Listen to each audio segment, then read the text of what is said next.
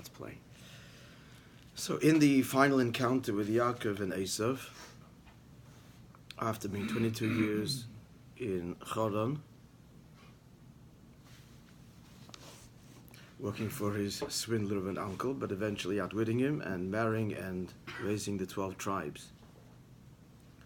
So in Parshat Vayishlach, you read at the very beginning that he sends messengers, Yaakov to his brother Esav,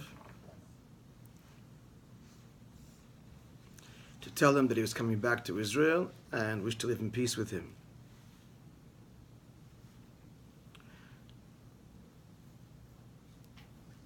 Rashi says actually that the messengers that he sent were angels. So the Rebbe explains, where does Rashi get that from? At the simple level, messengers means messengers, and the word malachim often means messengers in Torah. Doesn't mean necessarily angels. So what compels Rashi at the literal level to say that it wasn't ordinary people, but angels? Again, Rashi's commentary is literal. So what compelled him, what forces his hand to say this is not literal, but it's angels? There has to be a compelling reason at the simple level. We talked about this last year, and the answer is that he could not have sent ordinary people because they'd be endangering their lives. There's a good chance his brother would kill them. So he obviously could not send ordinary people, so he would have had to have sent, and we have to understand the word malachim here to mean angels under the circumstances. At any rate, that explains why Rashi says what he says. And then we read how the Torah tells how Yaakov instructs these messengers what to say.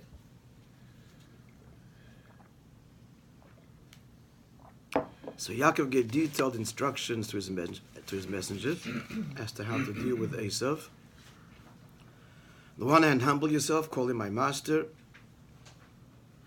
On the other hand, make our position clear to him.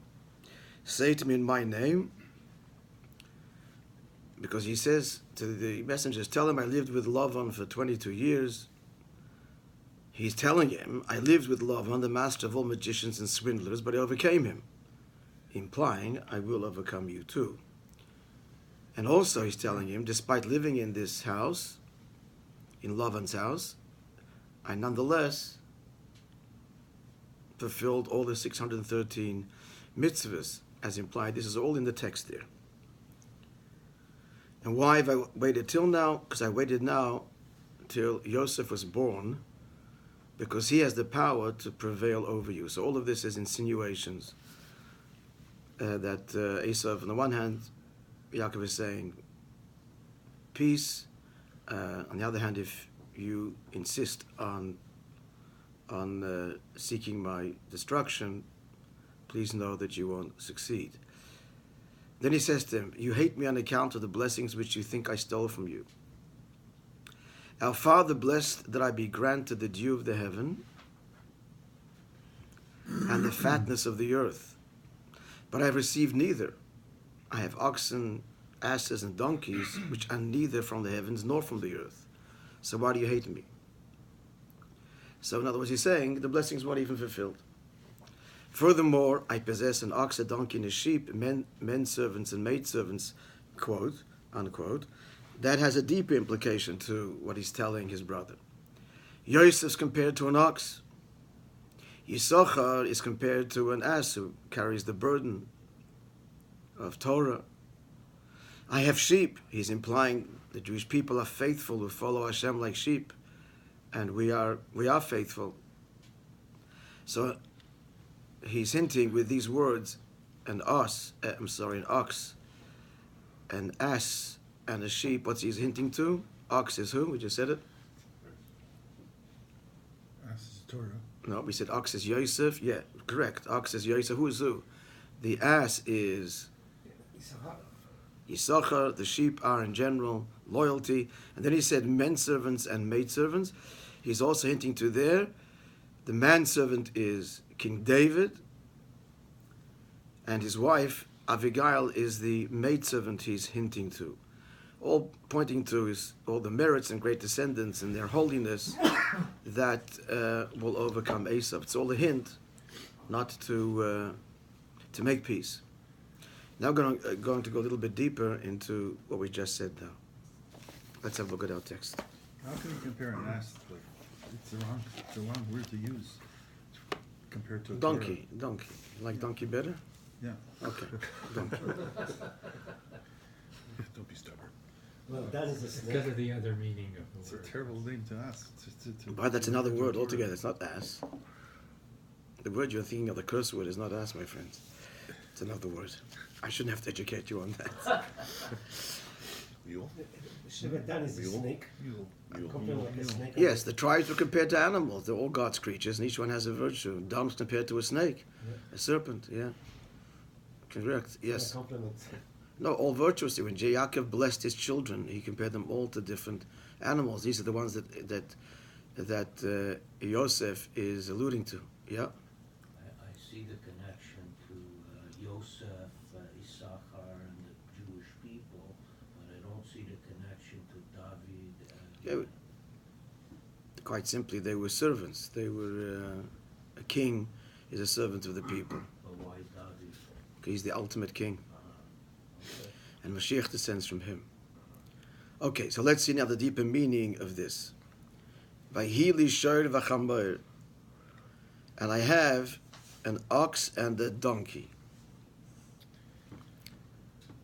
Mevur b'chassidus, now the deeper level. We just told you, you're getting now a third explanation. What was the first one? Why is he telling you this? That I didn't get what Father promised, so why you have no reason to have a quarrel with me. The second explanation we gave, an allusion, was he's referring to his children and their great virtuousness over whom they cannot prevail. Now a third level of what is implied by these words, shor v'chamor. Mevur b'chasidut is explained in Chasidut.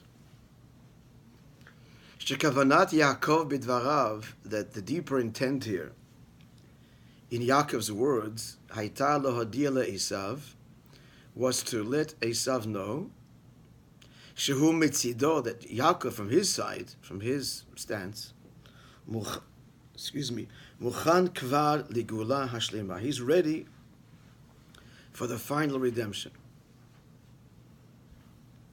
Because, la'acher, since, shehishlimit birur, he completed and prevailed and completed the refinement, v'zichuch, and the purification of nitzutzut hakdusha, the holy sparks, shahayu b'rishutan shel Lavan, that were in the possession of Lavan.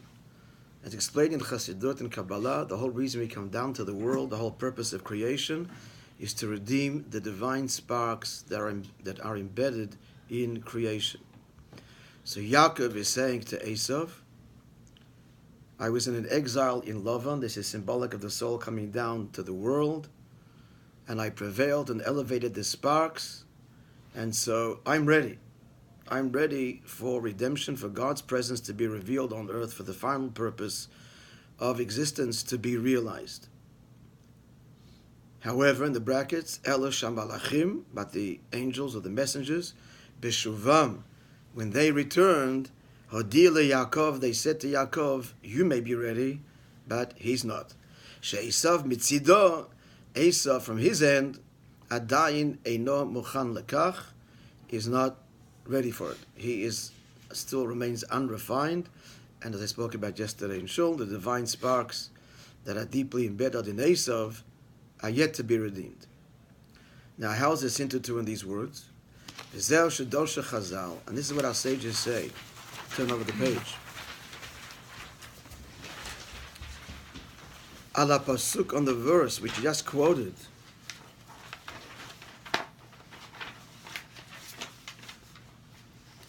Vayhili shor v'chamor, and I have an ox and a donkey.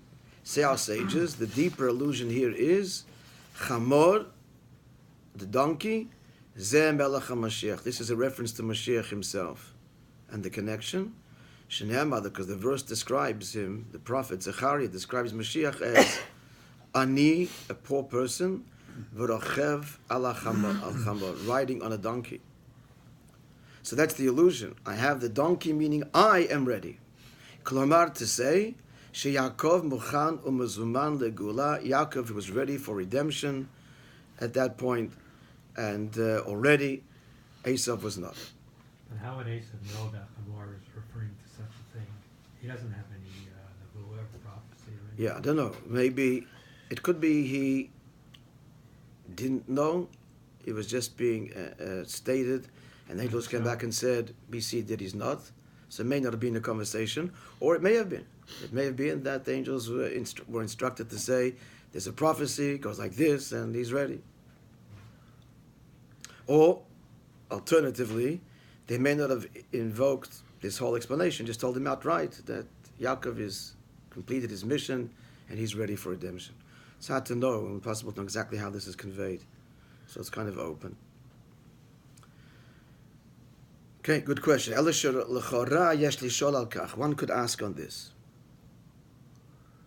We find in the Gemara a famous section which deals with Moshiach's coming, in Tractate Sanhedrin. And there it says, there's two ways Mashiach can come, because the Gemara points out a contradiction. In one place it says, like we just quoted, that's the prophet Zechariah, who describes Mashiach's coming as a poor person riding on a donkey. Mm-hmm. Then the other Navi,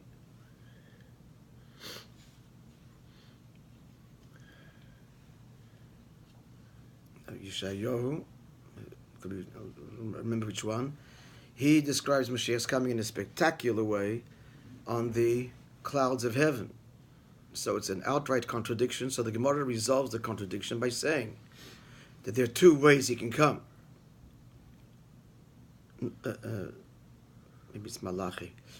Zocho, if they merited, the Jewish people, Imanan Ishmaya, then the prophecy that he will come spectacularly and miraculously on the clouds of heaven, that would be the way he comes. Lo Zacho, if we didn't merit, and he came because that's the designated time, and not that we earned it,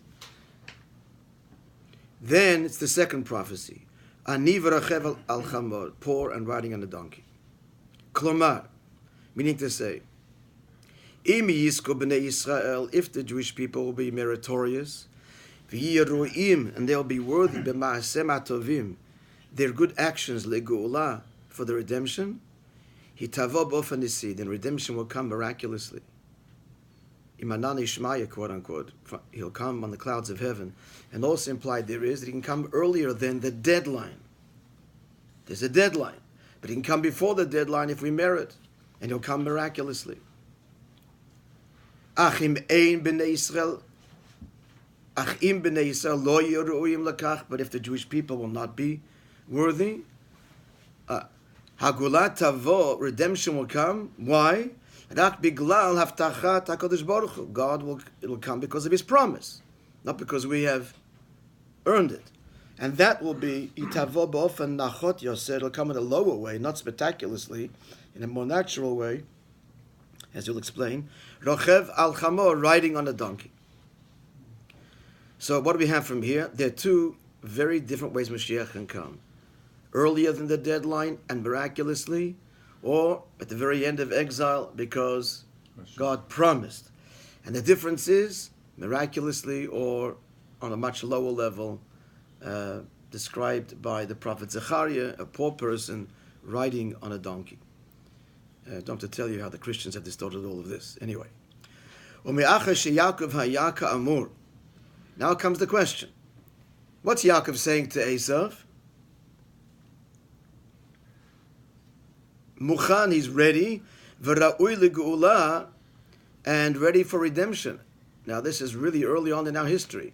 And if he's saying, I'm ready, it means he's what? Which option here? Which one is he at? He's meritorious. It's the clouds of glory.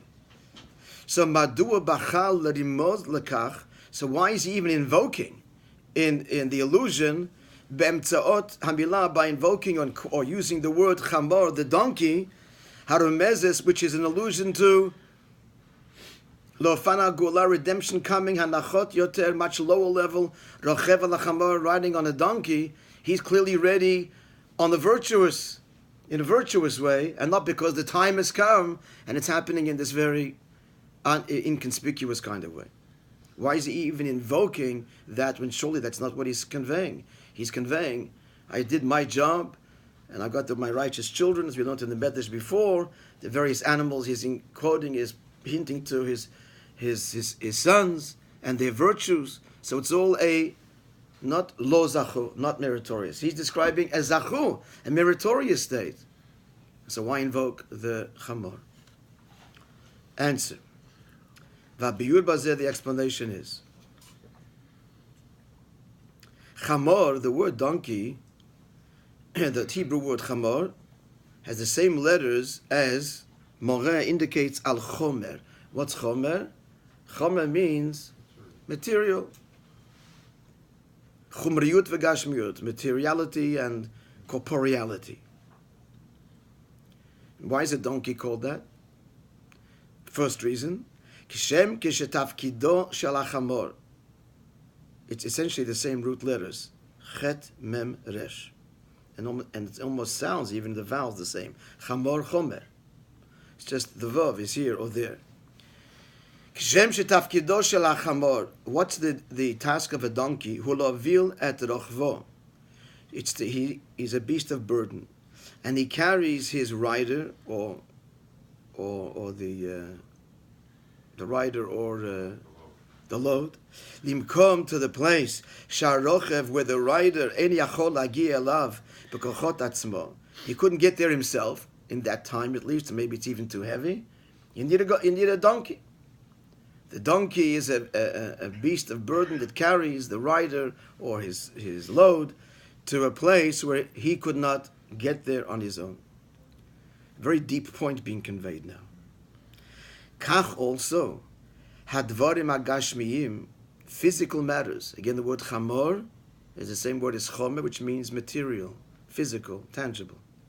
Kashem mishtamshim behem kediboi, when we use the physical objects the way we should, guided by the Torah, then umegalim, and we redeem or reveal at nitzotzot hakdusha ve'lokut, by using our physical possessions in a godly way. What are we doing? When we're eating food and it's kosher and there's a bracha, or we work for a living and we get physical money, but we work so in a way that is in accordance with Hashem's will, not on Shabbos, scrupulously honest, giving tzedakah, then the godliness in the material food or the money, to cite two examples,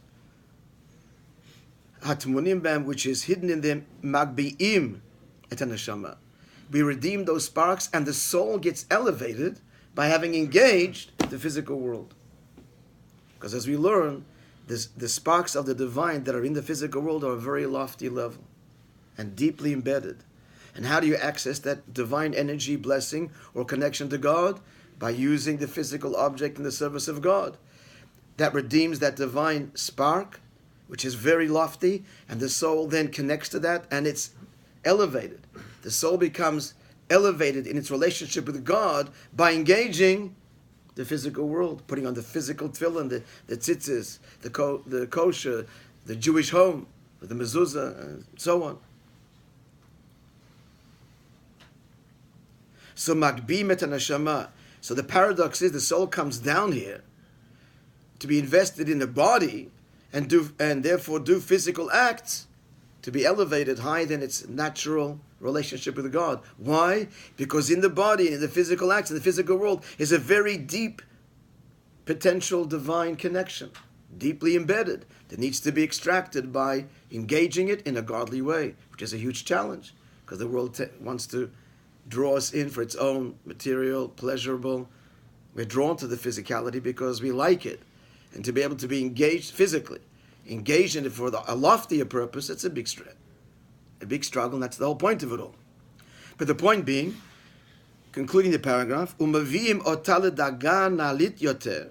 So the soul comes down to the world, and doing the physical mitzvahs, the soul becomes elevated to a higher level.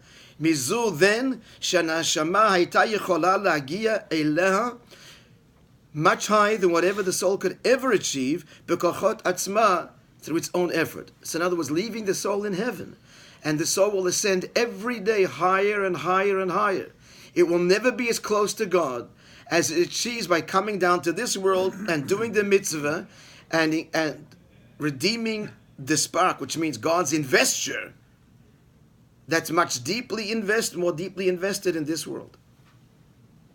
So that's why the physical world is called, or the donkey, chomer and chamor. A donkey takes the rider to a place he couldn't go.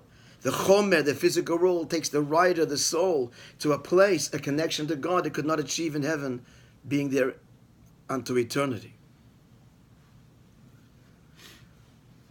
Now, just to explain this a little bit clearer, and just one more thing about the donkey, which you mentioned here once. The donkey is also the symbol of what? Of all creatures. It's the symbol of, it's a beast of burden on one hand. On the other hand, it's the symbol of stubbornness and holding its ground. It's really the same thing. This physical world is a world of ego and stubbornness, and things hold their ground, quite literally. Two things can't occupy the same place. Where this is, the book can't be. That's only true of the physical world. But in the spiritual world, there is complete harmony where two things can become one. This idea of territory and holding ground is only true of our world. In a higher spiritual plane where the soul comes from, there's no holding ground. Everything is translucent and unified. But that's the paradox. Coming down to this world of physicality on the surface, finitude, limitation, ego, chamor, ego, donkey. It's in this world of the body and the ego and everything else. If you break through the facade and extract the divine that's in it, it's the loftiest connection. Now, we're just going to address this for a little bit to this idea, this huge paradox which we talk about all the time, the basic teaching of Chassidus, that the soul comes down to the world to connect to God in the deeper way it could ever achieve in heaven. It's counterintuitive. Coming down, it's in this world, in physical, in the body, in kosher food, that the soul connects to God higher than the most sublime spiritual heights. So, to give us some measure of understanding, we'll give you, I think we said this Shabbos morning too, 3 basic illustrations that will kind of give us insight into this paradox of the lower something is, but really it has the potential for the greatest heights. So 3 simple illustrations. One is a wall made of bricks. When it collapses, the brick that's the highest falls the furthest. As in, the higher they are, the harder they fall. That's one illustration. So in this world, what's very low really means the source is really high. One example. Second example is a source of light. The stronger the light source, the further it will illuminate. So if you see a weak ray all the way down there, there's no other rays there, only this one, that means that the source must be so strong if it reached so far. A third example, I take a bottle and I fill up this cup, and the water rises and rises higher and higher and higher. The highest point where it spills over the top ends up where? The lowest. How did the water get here? I was pouring here. Because it's the highest point. Again, a simple paradox to explain, a simple illustration, that the lower something is manifestedly, the end result often means that it really comes from the highest place. But to explain this deeper, why in this world God is accessed deeper than in the highest worlds of heaven? That's the paradox we're trying to explain here. So let me ask you, friends, in your own experience, your own human experience, what takes you more effort? To express how you feel? Or to contain yourself? What takes more effort? Somebody said something, and you want to come back with whatever comment, whatever the example may be. It may be something that really stirs you, gets you angry, or gets you very happy, or whatever it is. They made a joke, you've got a better one. Whatever the case may be, you want to naturally respond. There's a natural response back, and then you don't say anything. So, what takes more effort? To express yourself or not to say? To restrain. Now that's what happens here. So you're not saying anything. To the viewer, you're not expressing anything. It's this concealment.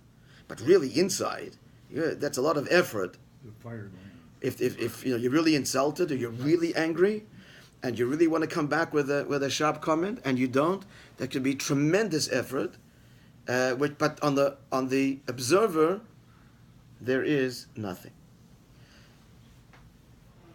You see where I'm going with this? Where you're concealing yourself or containing yourself, you're really investing more than when you express yourself. And this is really actually expressed very clearly in Pirkei Avot. In the text of our fathers, there's a whole list there who is wise and who is wealthy, and all of the answers are counterintuitive, including who is mighty. Esav Gibor, who is mighty? HaKovesh et Yitzro, the one who contains his inclination. Counterintuitive, but the deeper truth. We would think might is the guy who controls, who builds, who controls others. What I'm looking for, might, who conquers and control, I guess. But the Mishnah says no, it's not this way that's the true might. It's going inwards, containing yourself, as we all appreciate upon reflection. So true might, gevurah, gibor, means to hold back, which is why, as you know, in Chassidut, when we talk about the 10 attributes, the 7 divine emotions of God, so chesed is revelation, and gevurah means to hold back, but gevurah means might. That's the answer, because true might is holding back. Therefore, applying this to God, as it were, heaven is God's natural expression. It's divine and holy and so on. For God to create this world, which He's completely concealed, so much so He can be denied. Idolatry. So much so that He's granted us the free choice to act in defiance of His will. I won't use the word effort because nothing is effortful for God, but investure. God actually invests more investure in creating a world which conceals Him, where He's holding back, than the highest levels of heaven where He's revealed. So that explains this paradox. The soul comes down to this world where God is concealed, but the truth is that's where He's really invested Himself. And when we can connect to the divinity, the divine sparks that you're talking about here, that are in all physical things, which is what Torah guides us to. This is how you find God in food, in drink, in marriage, in business. 613 commandments, because there are 613 components to the human existence and the world. You will discover and connect to God in the deepest way here, because He's concealed here, because He's holding back the revelation of His presence.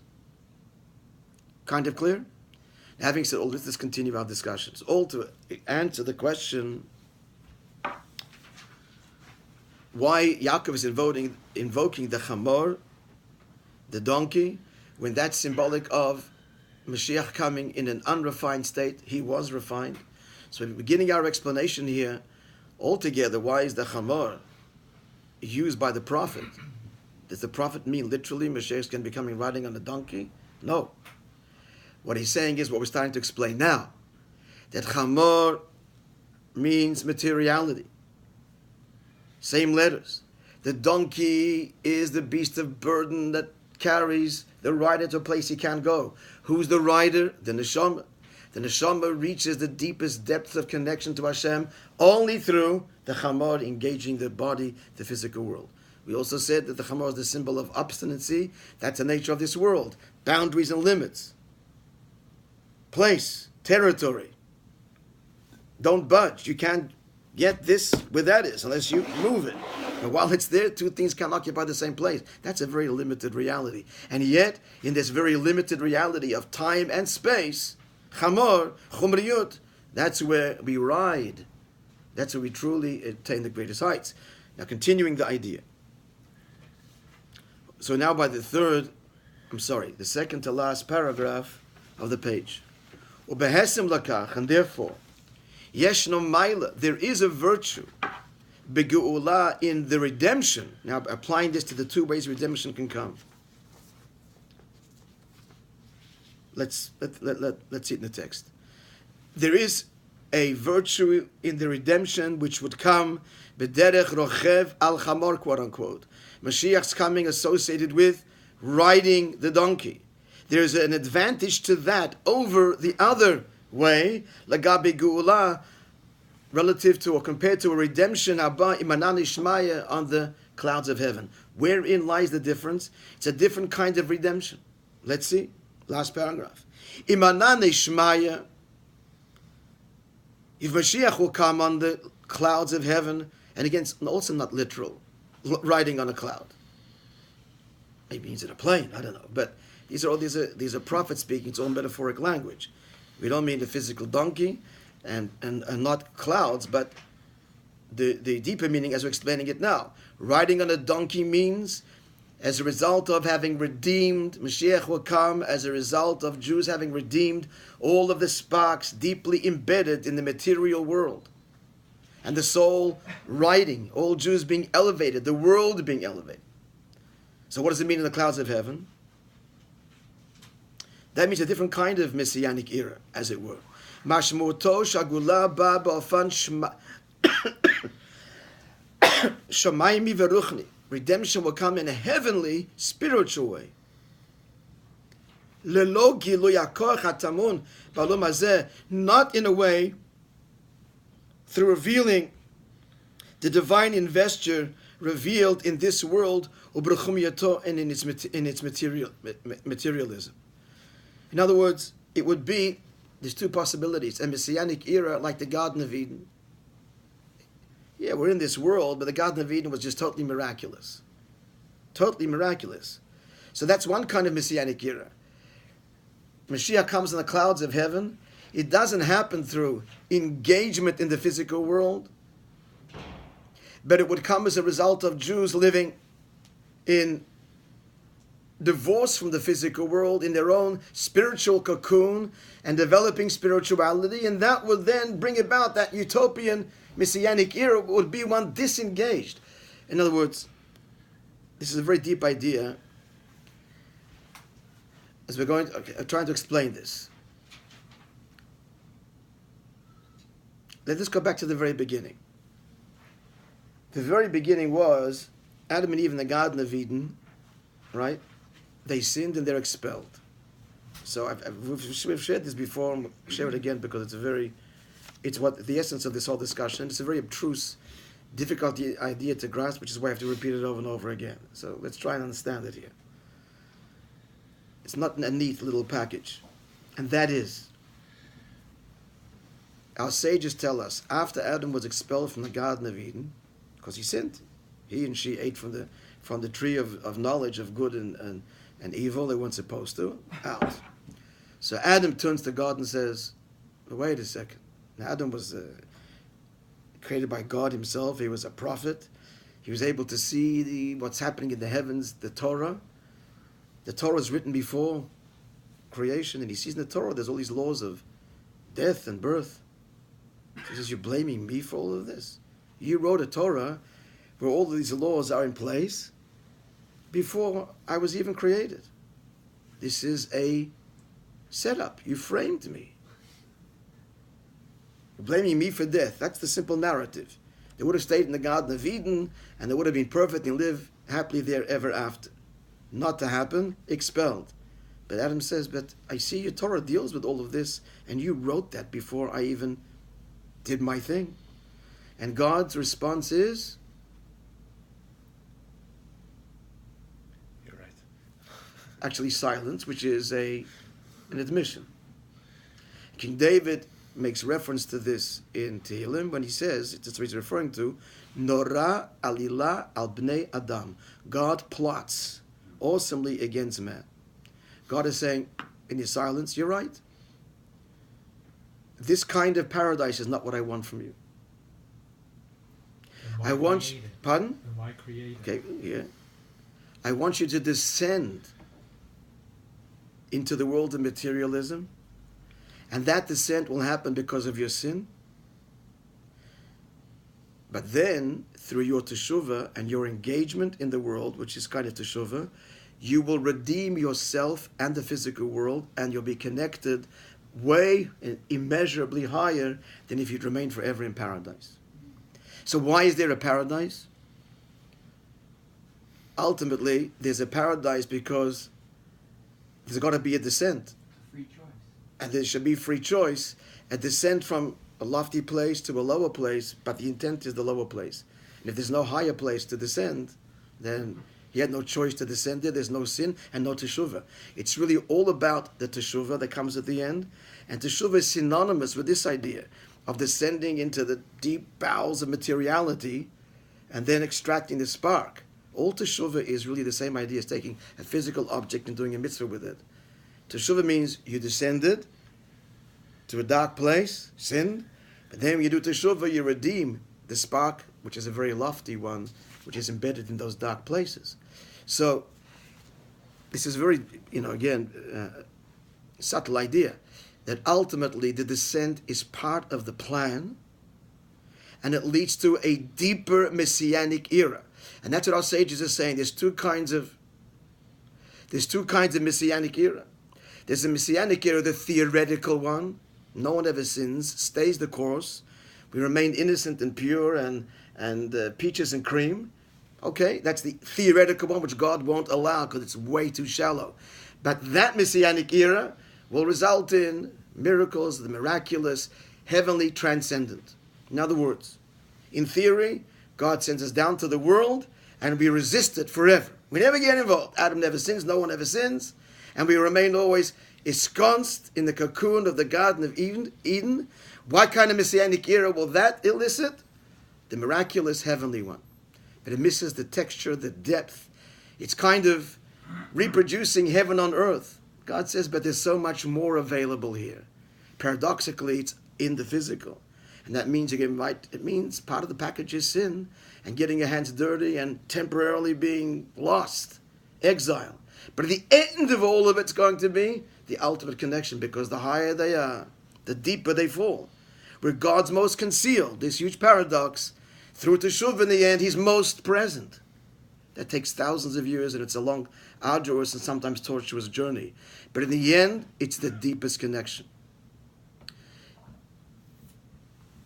We're running out of time, we'll continue next week. But in the end, really, it's the fusion of both. In the end, which is why both prophecies are valid, and there's elements of both, the depth and the transcendence, the heavenly and the physical. But we're kind of in the middle of our discussion, and it's very, as you can appreciate, very deep and counterintuitive, and requires suspension of all our previous conceived notions about anything to grasp this profound paradox. But God assumes that man would sin. I mean, he knows. It's not only assumed, they're going beyond that and saying, he set him up. But because a man had remained in Gan Eden, what would the Torah mean? The Torah would have all these commandments for nothing. That's exactly the point. So it's not only the assumption, Adam actually accuses God of setting me up, and God agrees. It's an awesome plot. Nora Alila, that's the paradox here, which, it's a very dangerous idea because it can be exploited, and a person can say, yeah. So that's why it requires a little bit of sensitivity or a lot of sensitivity, and not to be abusive. But what it does mean is, for everybody, after the fact, I did. Why? Through teshuvah that will bring me to the deepest connection. That's why this knowledge is being revealed to us. To be continued, friends. Not one of the reasons we gave, when we said